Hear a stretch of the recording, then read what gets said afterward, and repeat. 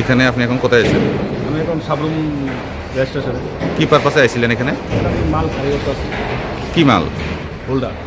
তো এখানে তো দেখা গেল যে ফরেস্ট অফিস থেকেও লোক এসেছে, তো কি বিষয়ে এসেছিল? হ্যাঁ, ফরেস্ট অফিস থেকেও তো লোক এসেছিল, কি বিষয়ে এসেছিল? তারপরে সে মালের মেজারমেন্টের জন্য এসেছে, মাল কতটুকু এনেছি ওই জন্য এসেছে। এইখানে কতটুকু মাল এসেছে আজকে? এখন 700 গ্রাম মাল এসেছে। তো এই 700 কাম মাল যে এসেছে র্যাকে করে, তো এখানে কত কাম মালের টিপি রয়েছে? আমাকে এখন আপাতত 400 গ্রামের টিভি দিয়েছে, বাকি আরও 200 গ্রামের টিভি বাইরে উঠে পাঠিয়ে দিচ্ছে। যে জায়গাতে মালটা লোডিং করেছি ওই জায়গা থেকে তারা পাঠিয়ে দেয়। মানে এক্ষুনি আপনি 400 গ্রামের এক্ষুনি টিপির 400 মাধ্যমে 700 গ্রাম পাথর এনেছেন। হ্যাঁ হ্যাঁ। তো ফরেস্ট ডিপার্টমেন্ট থেকে যে লোক এসেছে তারা কি বললো?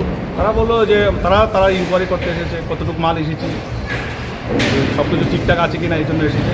আমি সব কিছু ব্যাপার ডকুমেন্ট দিয়েছি।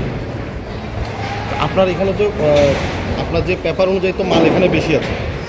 হ্যাঁ, অনেকটা বেশি থাকে, যে বেশি মালটা আমরা পরবর্তীকালে কী করি, আমরা ওর বাইরে উঠে চালানটা পাঠিয়ে দিই, কারণ আমরা তো ট্রেনের মাধ্যমে আমরা আনতে পারবো না।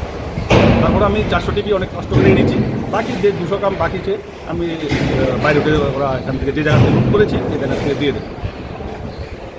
আপনাদের কোম্পানির নাম? কোম্পানির নাম? আমি পার্সোনালি মাল দিই, আমার নাম হচ্ছে প্রদীপ দাস।